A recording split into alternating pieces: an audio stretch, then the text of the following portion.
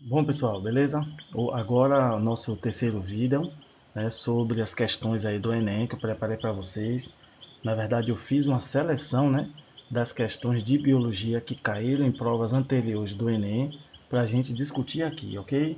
Então será um total de 7 vídeos. Esse é o terceiro. Tem outros por aí. Então procure aí no canal, né? Para que você possa ser competitivo, né? Não só no meu canal, mas em outros canais também. Busque sempre questões para você perceber como é a pegada aí das questões, tanto de biologia como de história. Mas hoje aqui em biologia nós iremos trabalhar 5 questões, ok? Então vamos aí direto às questões para a gente não estar perdendo tanto tempo. Nessa primeira questão diz: é comum em viagens de avião sermos solicitados a desligar aparelhos com funcionamento que envolva a emissão e a recepção de ondas eletromagnéticas, como os celulares. A justificativa dada para esse procedimento é, entre outras coisas, a necessidade de eliminar fontes de sinais eletromagnéticos que possam interferir nas telecomunicações, nas comunicações via rádio com os pilotos, né, e com a torre de controle. Então, realmente, pessoal, é uma situação de risco, né? A gente está ali dentro do avião em um procedimento, pelo menos inicial, ao voo e também ao pouso, a decolagem e ao pouso, quando nesses dois momentos o comandante e o piloto se comunicam bastante ali com os controladores de voo. E nesse momento de comunicação entre eles, né, comandante, piloto e controladores de voo, a pessoa fazendo uso do celular pode interromper, atrapalhar a comunicação entre eles devido a estarem a mesma frequência, né? A mesma frequência. Mas enfim, vamos lá na primeira questão e nas alternativas para ver o que ele vem trazendo em relação a esse fato, né? Nessa primeira questão diz: essas interferências poderão ocorrer somente se as ondas emitidas pelo celular, né, e as recebidas pelo rádio do avião forem ambas audíveis, né? Será que o problema entre a comunicação desses dois pontos será prejudicada se ambas forem audíveis? Né? Se tiverem a mesma potência, se tiverem a mesma frequência, se tiverem a mesma intensidade. Então, como já foi dito logo no início ali do enunciado, o problema terá se os meios de comunicação estiverem aí na mesma frequência.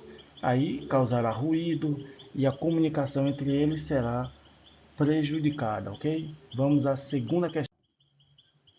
Na segunda questão diz que Aldrin é um inseticida agrícola, organoclorado, sintético, de baixa polaridade, cuja estrutura molecular sintética de fórmula tem a fórmula descrita, introduzido na agricultura a partir da década de 50. Esse composto apresenta alta resistência no meio ambiente e acumulação nos organismos, sendo danoso para a saúde. Como vocês sabem, pessoal, existem substâncias que o organismo dos seres vivos não consegue metabolizar, né? Então, essas substâncias acabam acumulando e seguindo, né, à frente ali, ó, na cadeia alimentar, chamado de bioacumulação, né? O organismo ele não consegue estar sintetizando aquela substância e fica ali no seu organismo, causando mal, até mesmo a morte do animal. Vamos dar sequência.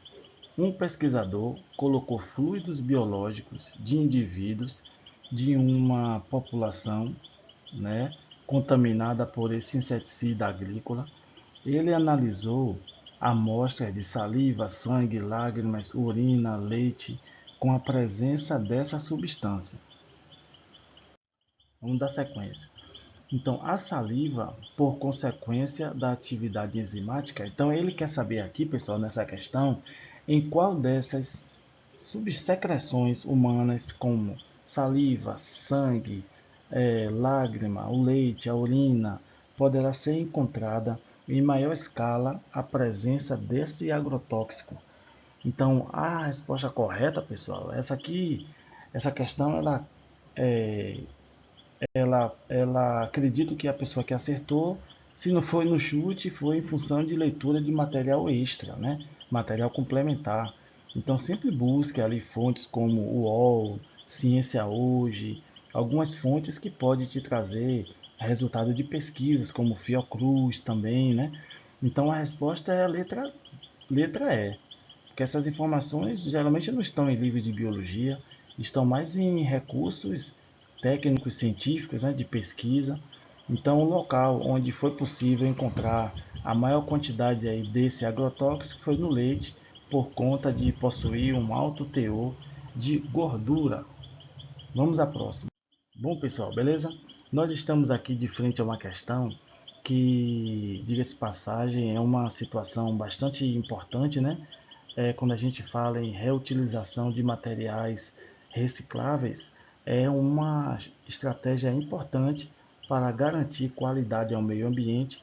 E essa empresa aqui, ó, essa cafeteria, ela fez isso na confecção, na elaboração de um copo que ela ia utilizar para fornecer, né, o produto dela para o cliente, foi feito com resíduo de casca de café e também material não biodegradável. Então a empresa está fazendo a parte dela, né?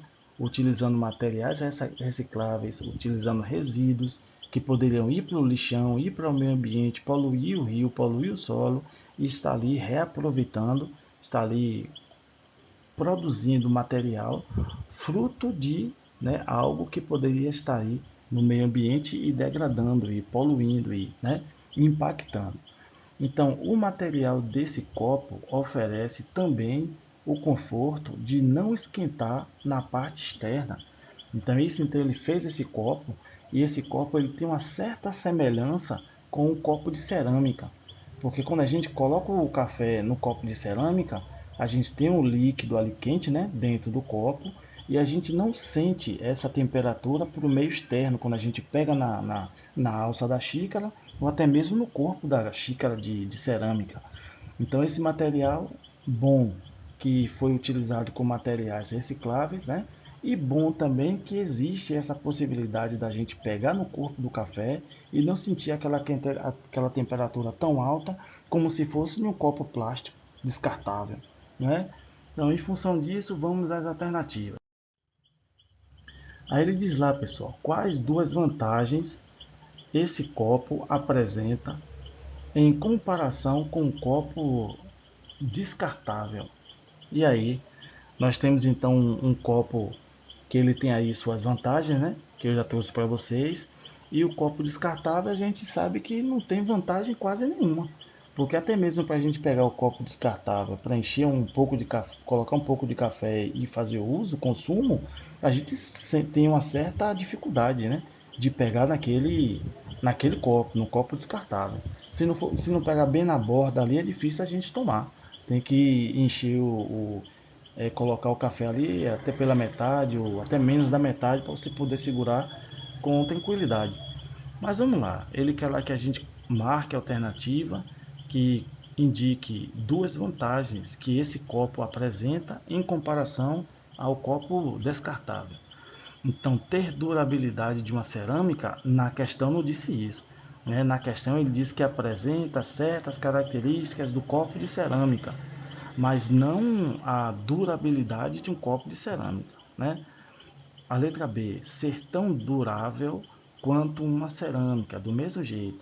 Ele colocou que apresenta certas características, mas não citou quais são. Não citou durabilidade e nem o que a questão B vem dizendo, questão de durável. Na letra C diz ser um mau condutor térmico e aumentar o resíduo biodegradável na natureza. Então, a gente não quer aumentar nada para a natureza, né? A natureza a gente quer tirar, resíduo a gente tira. E ser um mau condutor térmico, vamos lá. Na letra D, ter baixa condutividade térmica e reduz o resíduo não biodegradável na natureza. É esse aí o ponto, como eu falei. Então a gente da natureza, a gente não quer introduzir nada, muito pelo contrário. A gente quer, ó, reduzir. Então esse copo, ele tem como vantagem uma, reduzir a quantidade de material não biodegradável, tanto que ele utilizou 50%, né, da sua composição é de material não biodegradável, ou seja, que não se degrada na natureza, né, que demora muito para se degradar na natureza. Então ele utilizou ali 50%, ou seja, uma boa parte é de material não biodegradável. Com isso ele reduziu o resíduo não biodegradável na natureza. Esse foi um ponto. E o segundo ponto é ter baixa condutividade térmica. Esse ponto aí, ter baixa condutividade térmica, se apresenta no texto quando ele fala que a temperatura do café não vai passar para o meio externo. É isso, então, em função disso, é considerar que o copo ele possui baixa condutividade térmica. Valeu? Então, essa aí é a letra da questão. O copo ele apresenta baixa condutividade térmica, evitando que a temperatura do líquido internamente influencie a estrutura do copo e a gente sinta aquela temperatura ao pegar no copo. Então, baixa condutividade térmica e também a questão aí, como já foi dito, a importância de reduzir o material não biodegradável na natureza. Vamos lá, próxima questão.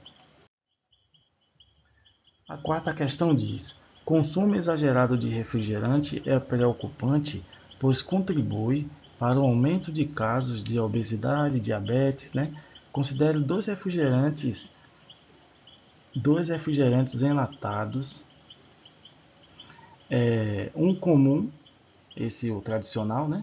E outro diet, em que ambos possuam a mesma quantidade de aditivos, exceto a presença de açúcar. O refrigerante comum contém basicamente água carbonada, né? Carbonatada, perdão, água carbonatada e grande quantidade de açúcar. Isso é o refrigerante normal. Já o refrigerante diet tem água carbonatada e adoçantes, no caso cujas massas, né, são muito pequenas. Então o que é que ele quer com isso? Vamos ver lá no próximo slide. Antes da gente seguir, pessoal, vamos fazer aquele velho resumo. Nós temos aqui nessa quarta questão a seguinte situação. Temos dois refrigerantes, o tradicional e o diet, né? Esse tradicional ele é rico em açúcar, né? Esse ele não é bom para a questão do controle da obesidade e também para diabetes. A gente viu aí no texto. E o outro tipo de refrigerante, que é o diet, por mais que tenha também, assim como o refrigerante normal tem água carbonatada, ele não tem açúcar, o diet. Pronto, então em função disso, vamos às alternativas. Aí ele diz lá, entre as duas versões apresentadas, o refrigerante comum possui. E aí, se você fizer uma comparação de um e outro, o que é que um possui e o outro possui menos ou não possui? Nesse caso é que não possui, né? Entre as duas versões apresentadas, o refrigerante comum possui. Então, o que é que o refrigerante comum possui em relação ao outro? É esse daqui, pessoal. A maior densidade. Se você pega ali um copo transparente, se normal, o americano, você coloca ali um refrigerante diet e o refrigerante comum. Então, pelo fato do refrigerante comum ser mais denso, então ele vai necessariamente ficar mais abaixo do líquido que representa o refrigerante diet, que vai ficar em cima, semelhante à água e óleo, né? Esse experimento que a gente sempre faz aí no fundamental e no médio também, né? Que você junta ali a água e o óleo, a água fica posicionada na parte de baixo do recipiente, né? Enquanto que o óleo, que é menos denso, fica ali posicionado na região de cima. Aqui para o refrigerante comum e o diet no mesmo formato. O comum, pelo fato de ter uma grande quantidade de sais dissolvido, no caso ali do açúcar, né? De soluto dissolvido, então ele vai ficar ali posicionado na parte de baixo, enquanto que o refrigerante diet, como não tem tanto soluto assim, né, dissolvido, fica na parte de cima. Ou seja, o refrigerante comum ele é mais denso, ele apresenta maior densidade, ok? Vamos na próxima questão. Última questão, ele fala sobre o ensaio de microtúbulos, de um teste de avaliação de... Essa questão, pessoal, ela é muito interessante porque se você for observar ali, ó, na fonte onde ele utilizou para elaborar essa questão, foi uma dissertação de mestrado, tá vendo? Da USP. Então é como eu falei com vocês nas questões lá atrás, se não me engano foi na segunda questão, é interessante que vocês, além do livro, que é o material, né? Além do vídeo aula, além do seu material aí de preparação para o Enem, mas busque também seguir essas páginas, a USP, Fiocruz, Ministério da Saúde, da Tecnologia, da Segurança Pública, sabe?